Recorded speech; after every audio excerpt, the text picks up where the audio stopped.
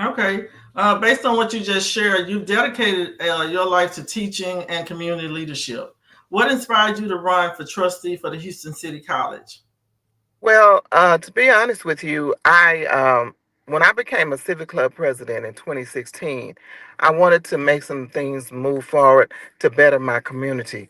And once Harvey hit, uh, I was only a year into my presidency, and once Harvey hit, we had to just start something totally different. We had to put boots on the ground. We had to help people, and one of the neighbors was so kind to open up her building. Her name was Miss Braden. She opened up her building. That was a big resource center for anybody that needed food, if they needed cleaning supplies. We had never had anything like Harvey in such a long time, so we just thought about it, put our ideas together, and we had different groups of people come from around the community to help us with this movement. And so, and then I joined forces with East Houston Civic Club because we ran out of time, we ran out of room, and then we the owner wanted her building back because she needed to make money. She was in business. So once people see me out working in the community and doing different things in the community, one of the super neighborhood presidents came over and asked me to run for Houston Community College. And I said, I had at that time I did not have any idea what I was doing, and didn't want to take the offer. But he encouraged me, and then it was Mr. Coleman. He encouraged me and gave me I guess, enough confidence to go ahead and run for the position. And then that's when I decided to go ahead and give it a go, being that education is my background. So that's how I Okay. first was inspired to run. When I very, very new in politics, not understanding nothing about being in a political office, but I took the opportunity and I ran. So that's how I got started that time. This time, it was twofold, a little bit more personal for me because I seen the need for kids like my son that have autism. The need is so great in the community for all young people, all the young people that are. And when I worked in the prison, most of the guys there could not get a job. And when I realized that they couldn't get a job, I didn't quite understand. What do you mean you can't get a job? I did not. I guess I would like to put it like this. I was in for a rude awakening when I taught in the Texas Department of Criminal Justice system, realizing that most of the African American men did not have any skills. And so when they got out, they came right back in. Recidivism was very high because they could not keep a job. They did not have the skills for the job. As some of the other cultures, they had skills. They had people in line to help them. And my community were lacking in skills. So working with them inside of the prison also motivated me to run. Okay. Well, based on what you shared, your experience and what you observed, what is your vision for Houston City College in the next 5 years?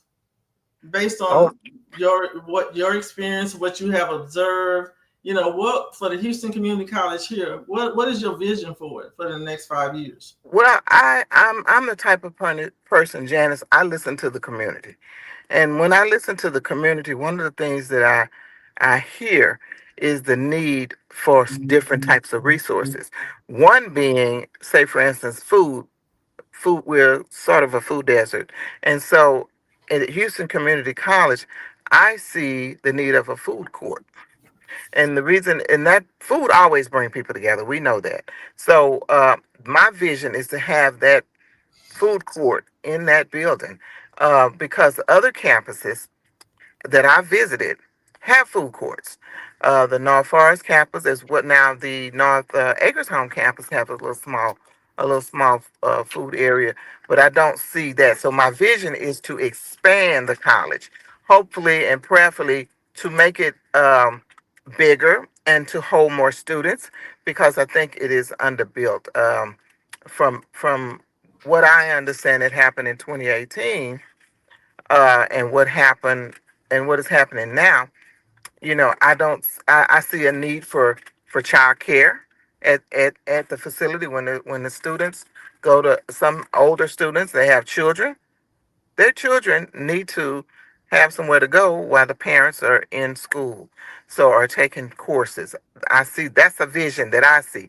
I also see metro, um, some type of metro transit, college transit center that comes from, maybe downtown to the different colleges, and it just transit for college bound HCC students.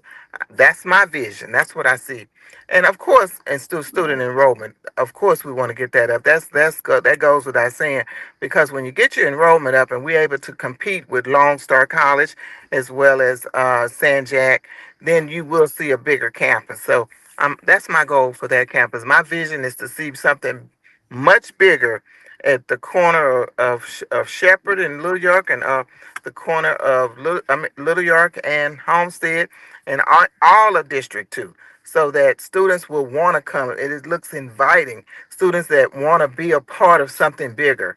So that's my goal Right, and thank you for mentioning, because you are running for District Two, right? Trustee for District Two, for which District includes 2. historically it's an underserved neighborhood. We know that, right? Right, Absolutely. it's Yes. Yes. underserved community. So, how do you plan to ensure that the community see more meaningful access and opportunities? Well, um, like I told you earlier, I listen to my community. And what that means is that I don't just want to implement things without talking with the community. I need to get the feedback from my stakeholders. I need to get the feedback. So, how do you do that? You form committees. I sit on a committee right now. I sit on the advisory board in District 9. I sit on that Okay. board, and what we do is listen. And so that's the same. I don't want to reinvent the wheel. I'm gonna use that same method and same energy to bring it in District 2. Well, you kind of touched on this too when you kind of summarized what you saw, what was happening with the prison system, especially with our males. The community college like ACC serve a dual role, preparing some students to transfer to universities and others to go directly to the workforce. Correct. Organizations such as Good Reason Houston have presented data showing that many graduates still struggle to earn a living wage after graduation. And so, my question is, as a trustee candidate, how can you ensure that ACC strengthens both pathways, transfers to the university on direct employment, so that more students graduate with the ability to support themselves and their families? Partnerships. We need to have partnerships with our community stakeholders. Not only just partnerships with them, but it would be good to have apprenticeship program. Apprenticeship program allows students to make money while they're getting the education. So those apprenticeship programs are around in some areas, but I want to see that in District 2. That apprenticeship program can lead them straight into employment. Okay. So you worked in K through 12 and the prison system, right?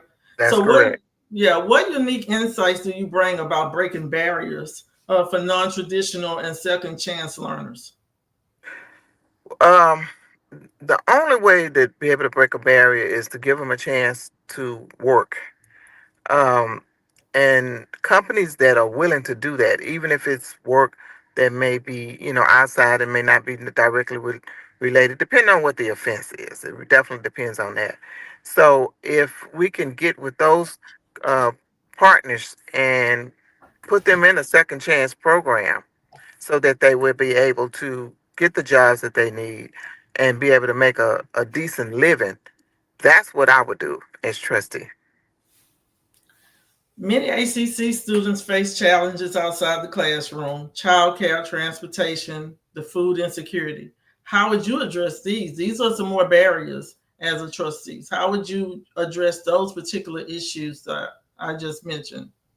Well, as a Civic Club president, I'm able to work with many of the city leaders, city councilmen, people that have been very instrumental in kind of pointing the way and showing us what to do in our community. One of the things you mentioned is transportation. Metro has a program called Curb to Curb. That program can be instrumental in getting, students from home to HCC and back and forth instead of just riding a regular Metro bus. So, connecting with Metro. Miss Moreno is our community liaison. I will still, keep that communication open with her, as well as any other Metro directors and anybody that wanted to participate. That would help to keep the transportation moving. And then childcare, I mentioned that earlier. Childcare is one of the things I would love to see, because many times that is a hindrance when a parent get off work and they want to take a course. They can have someone to, available to be able to keep that child on campus. Well, equity is a big word in education. How do you define equity for ACC students, and how should the board measure it? Well, equity is not always equal. It doesn't look equal anyway. So measurement is, I guess, it comes with using a measurement tool as surveys. Surveys are, used. That's one way of measurement, and that survey can be sent out to the actual students who's living that experience. So that sometimes equity don't look the same, but that's the tool I would use. Surveys. Thank you. Surveys. Under Texas law, trustees set policy and oversee the chancellor, but do not manage the daily operations. How do you see the balance, and what leadership style will you bring to the board? Um, the balance comes from working with your other trustees, and getting them to see the need. And when I said earlier, committees, can't work directly on the campus, but when you form a committee, and that's what committees are for, they get together, they bring the information back to the board, and the board brings that information to the chancellor, and then and of course we share information among our colleagues, so that we can have the right information to strengthen District Two. District Two needs a little bit more strength, and I think it would be definitely on course to be able to compete with any other area. Okay.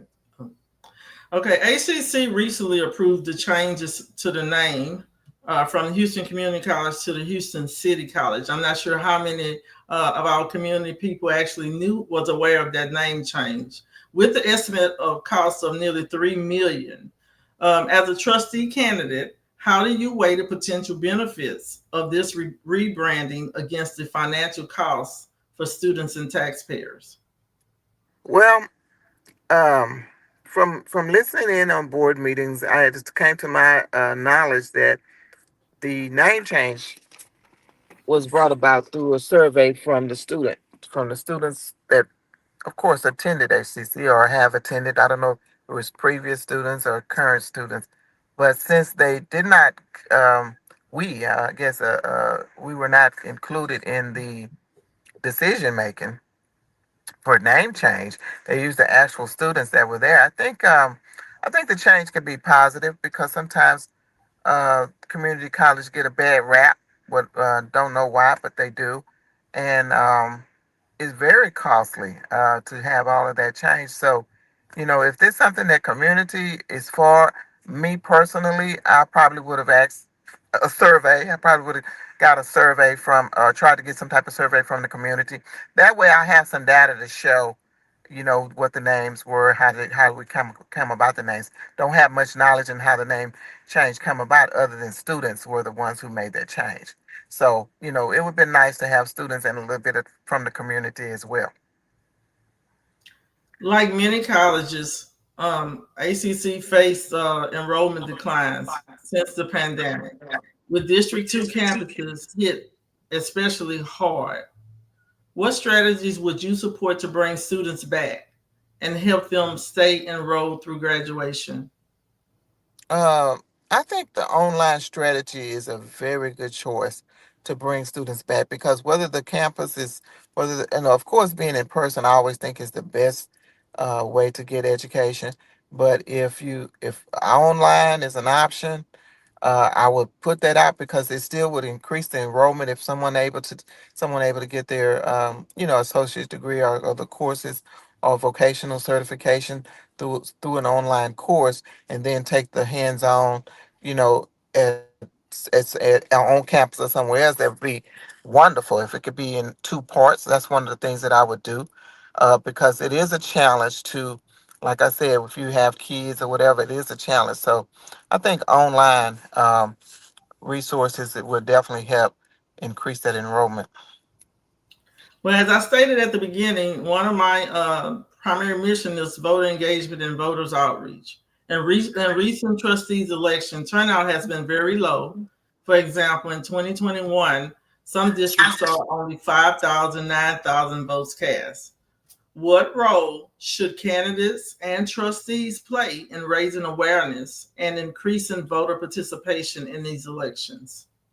Well, being a precinct captain, in or communicating with your precinct chair in your area, to get voter registration up, to get participation.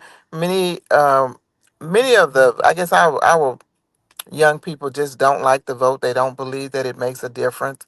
And so that's one of the age groups that I would target. How, and you have to have some type of events to get them interested enough to stay focused and then all the way to the all the way to the polls. So these are the kind of things. I don't want to tell too much because people do echo my message. So with that said, that's one of the things that I would like to see done, especially with our younger population. In 2023, Texas passed House Bill 8, changing the community colleges are funded by tying more dollars to student outcomes, such as completions, transfer, and workforce readiness. How should ACC respond to this new model, and what role should trustees play in making sure that districts meet those benchmarks? Which bill did you say it was? It's House Bill 8. And actually, they changed how community colleges are funded by tying more dollars to student outcomes, such as the completion and transfers and workforce readiness.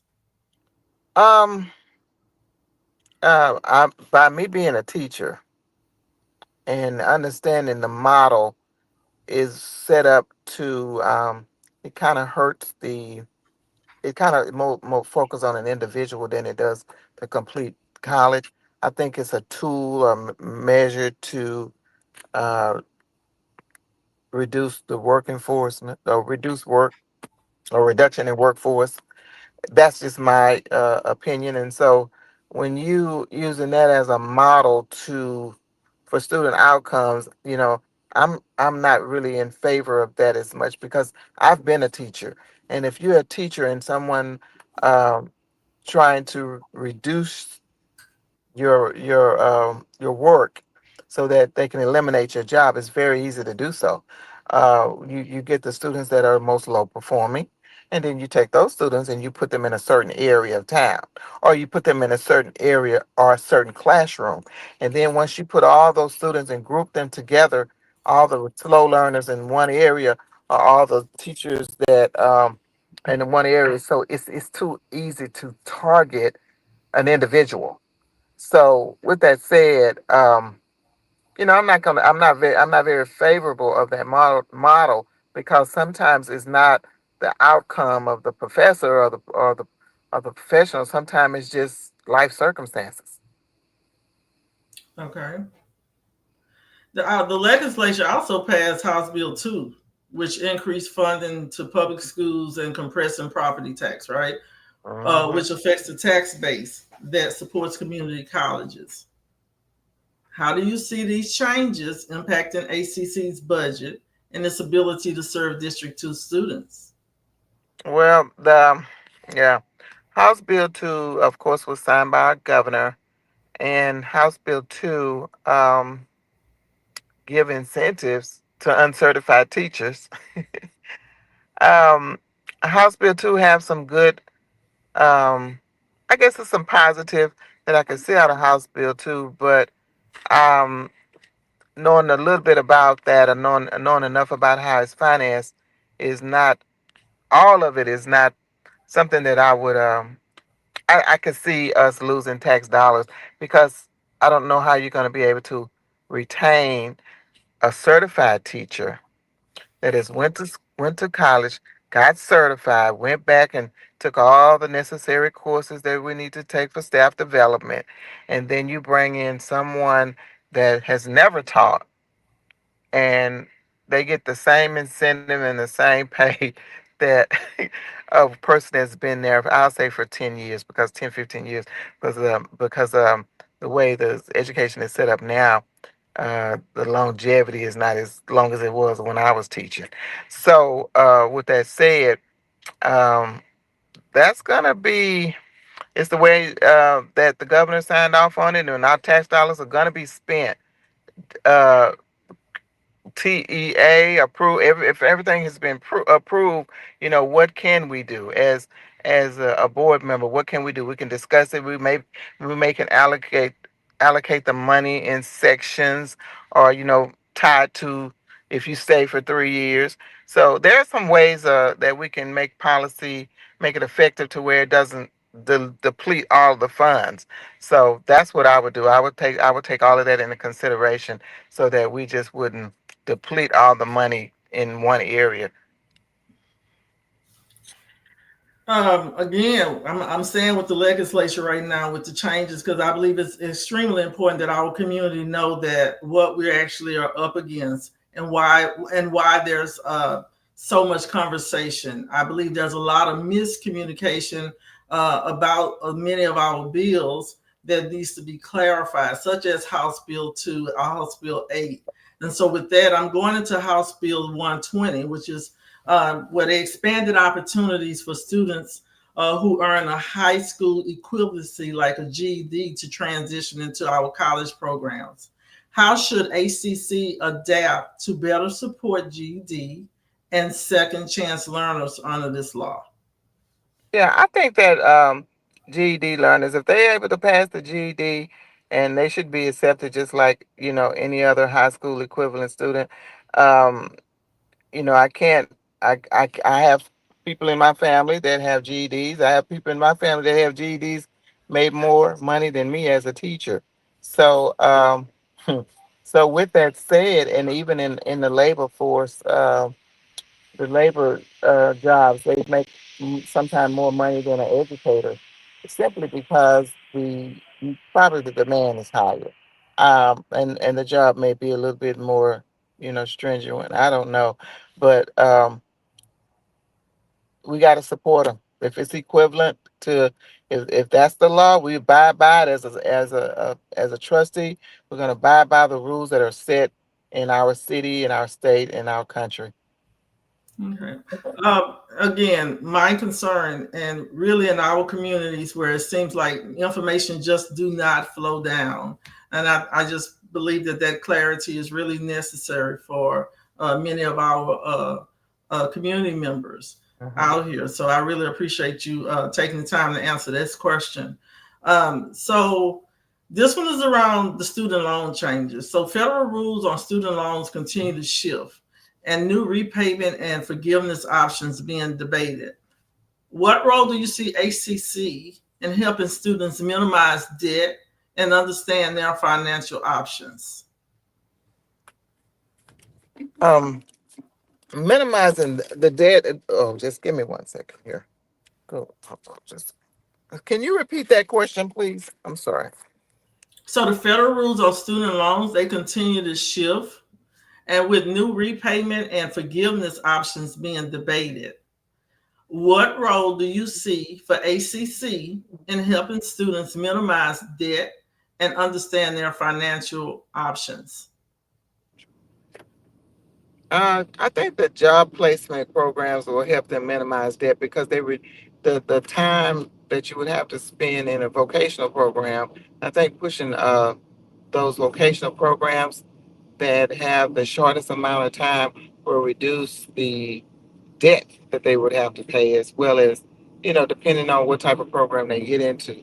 I'm all for workforce programs. I mean, I have two degrees. I have a business degree, a bachelor's in business administration, as well as a master's degree in education. And I'm not against anybody, getting a GED or having a quicker way to get to the workforce, because the quicker you can get to that workforce, and the less amount of debt you have, I believe you would have to pay back. The longer you stay in school, of course, the longer you have to pay for your tuition and what. But for HCC as a college, have programs that they can offer to minimize that debt, and then you have to get into a case by case basis to see how would they qualify for those programs. So I know they would. That's something I guess that your student services or something would do like that, dealing um, with the debt. So that is a policy that for the entire college, not just District 2. That's a college wide thing that we all would have to really sit down and look at the policies and see what we can do to help those students that Mhm. reduce that debt. And so with our government actually providing those dollars for, including the grants and apprenticeships for and career training, how should ACC leverage these resources to strengthen When ties? Like Houston employers, they expand opportunities for our students. you said Houston employees, I'm Houston sorry, I'm breaking up a little bit. employers expand. Yeah. So how should ACC leverage these resources, the resources that's provided to strengthen the ties with our employers, Houston employers, and expand the career opportunities for our students? I'm sorry, you're breaking up a little bit. I'm traveling. I think you said how would they leverage the something? How would they leverage? I'm sorry, I didn't. I'm sorry, I can't hear the. How would they leverage the resources, through the dollars? So with the federal government, which provide the workforce development dollars, Mhm. like including the grants for apprenticeships and career training, how should ACC actually leverage these resources to strengthen ties with Houston employers and expand on career opportunities for our students? Well, they can leverage the dollars. I'm not sure about that question as far as leveraging the dollars, but if we're going to expand programs, we're going to have to find a way to do it. I don't know. I can't really answer that question directly because as far as with the funding and the grants, me personally myself, I can only speak, on a case by case basis. I went to school on grants when I got my very first when I got my very first degree. But in order to be qualified for those grants and those different programs, you have to keep a certain GPA. You have to keep a certain grade point average. You just can't. They're not going to give you if you got all D's. You're not going to qualify for those workforce programs. So you're going to have to. They're going to have to leverage it by maintaining the students going to have to maintain a certain GPA in order to even qualify for it. Yes, just for them to qualify for the grant, but what about the relationship that needs to be established with the employers of Houston, these different companies that we have? How can we strengthen that so that those opportunities are available for our students? Those strengthen the relationship that we have with employers. How can ACC strengthen their relationship with employers, companies around Houston? By networking with them. We're gonna have to network with them. And then what I mentioned earlier about starting those apprenticeships early. They need to do that very early on and strengthen that. So, not just wait until they graduate. Starting that apprenticeship, getting that work experience in while they're very young. And then by that time they'll know because I can speak personally for myself. Metro used to have a program, apprenticeship program, mechanics or young mechanics. They would go to school at Barber Jordan and half a day. Then the other half they would work for Metro, and they made good money. They made good money in high school. These are the type of networking and relationships that we need to develop with all of these companies so that they can hire our HC students while they're in school. So that's the kind of thing that I want to connect. Our HCC need to be connected so that we can do the networking so that they can get these apprenticeship programs rolling off the ground, right in their first or second year. I would say they probably a second year they can get into that program or the second semester. Well, federal law also requires college to maintain compliance with Title IX, ensuring equity and a safe learning environment for our students. What steps should ACC take to uphold these protections and to foster culture to respect the safety on campuses? What should HCC take to uphold the protection of the culture? Protection and foster the culture of our campuses. And so, like with District Two, we know we're in a historic underserved community, right? And Correct. also we have different there's crime rate and all that. But the federal law actually requires that Title IX we ensure an equity and a safe learning environment. We want to learn a safe place. So, what steps should ACC take to uphold these protections and We're gonna have, yeah, I understand. I understand perfectly. We're gonna have to tighten up security. There's so many, this violence is so rapid, but we're gonna tighten up security and making sure we have enough security on these campuses. Some type of protection feature in place if they need be. Um, that's what I see that we need to do. I hope I answered the question correctly because I am moving a lot. But I hope I answered the question. I hope it made sense. Did that make sense? yes, it's clear. Kathy, you have been a grassroots leader here in Houston Gardens, right? Yes, sir. Yes, How ma'am. would you bring the same community centered approach to ACC governance? How would you bringing everything together that you have done in the community, working with the community, all your organizations? How would you bring that, to ACC governance? I would, because these people that have worked this community for years, these super neighborhood presidents, these civic club leaders, the people that's in the community that been here for years, that has seemed to have given up. These are the people that I would include in bringing that governance, because experience matters. People know what our community needs, and I can't just speak, for what I think it needs, because one thing about me, Kathy listens. I listen to my community. That's what I bring, and I bring my listening ears, and I bring my commitment and my dedication to what I say I'm going to do. If I can't do it, I'll say that I can't do it. But if it's something that our community can do together, that's just what we're gonna do.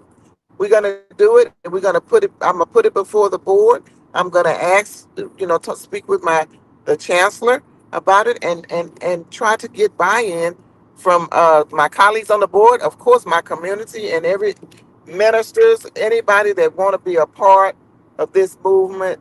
That governance is what I'm gonna bring with structure. It has to come with structure, because in education, it's just a transfer of knowledge with structure. That's what I would do. Well, I know you understand that with HISD um, having what they're going through right now.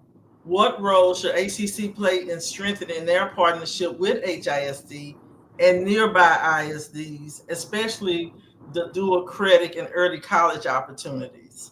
Well, I think that that's something that's being looked into as we we strengthen that by communicating with our principals, our counselors, and if God knows, if we can get the parents on board, that would be excellent as well. So when we get all those communications rolling together, and explain that the dual credit program is no charge. That's something they can leave high school with that degree. So this is something that we have to do a better job in communicating with our local schools, our principals, parents, and of course the students themselves. Because I don't see why any student would not want to take a class, and that same class can get them dual credit, and they'll be a graduate twice by the time they get out of high school.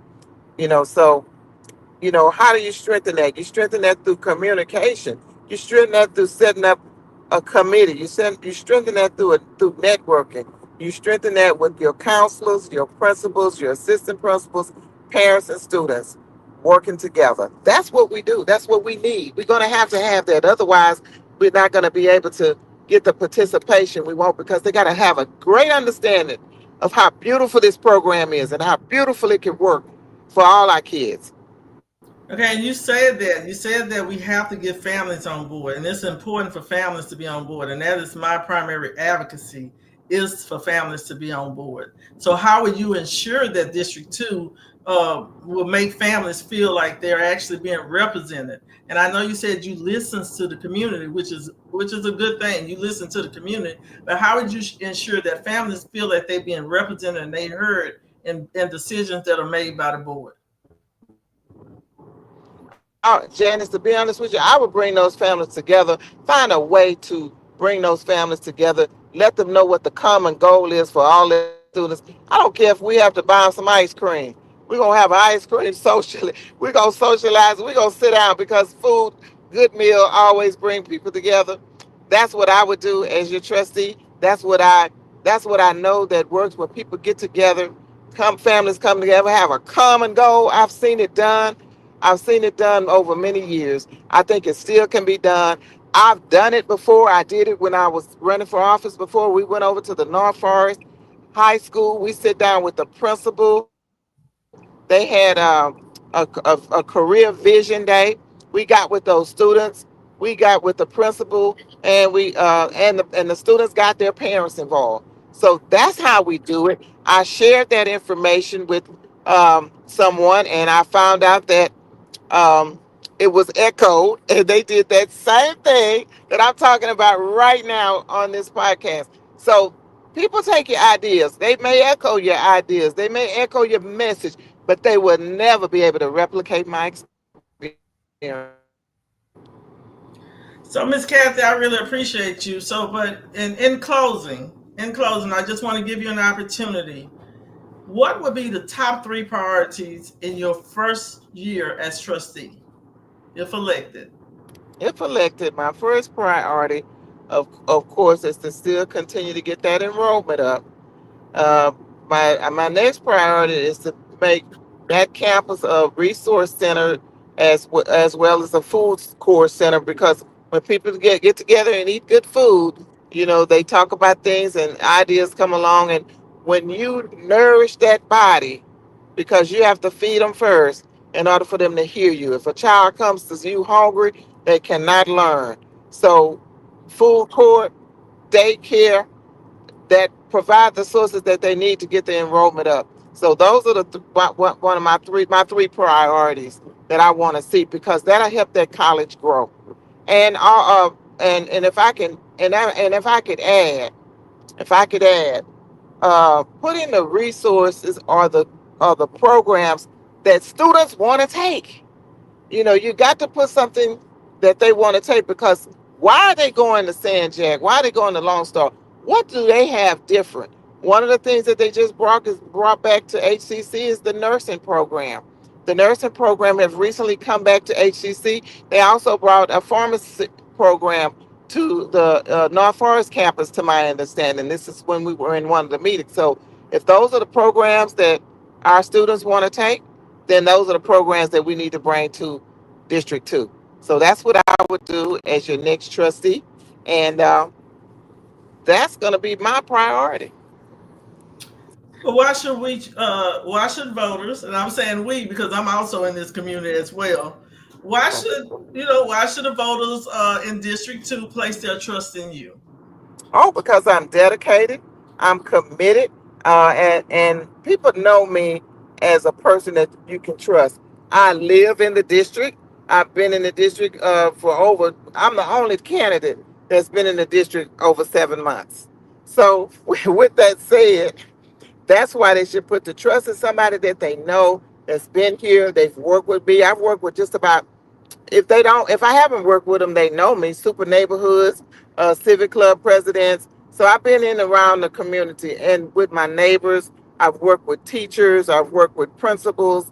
I just been around. I'm not no young, what they say. I'm not no spring chicken. So that experience have put me in a position to where that they know that if I'm not able to produce something, I'm gonna be very upfront, and I'm gonna say that.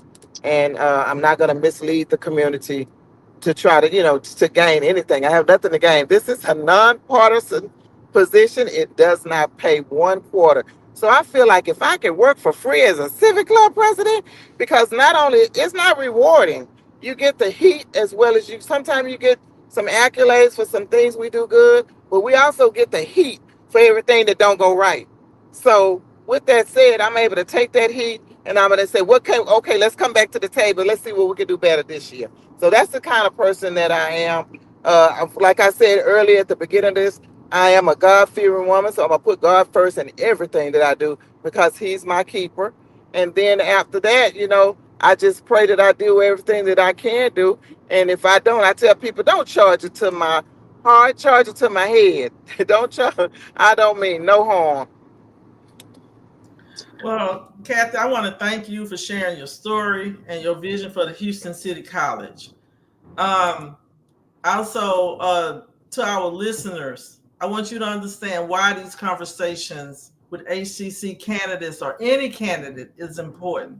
Whether you vote or not, these conversations affect you, your family, and your community. Transparency is important. You learn exactly how candidates plan to handle your tuition and access to programs. Accountability is also important. You can hold them to their records, not just promises. Informed choices. Understand how decisions shape student opportunities, jobs, family budgets. Empowerment is another reason why. Your Yes. voice helps decide what kind of college Houston becomes. And the connections. Trustees are meant to serve you, not just to sit on the board, guys. It's important to establish those relationships with your trustees.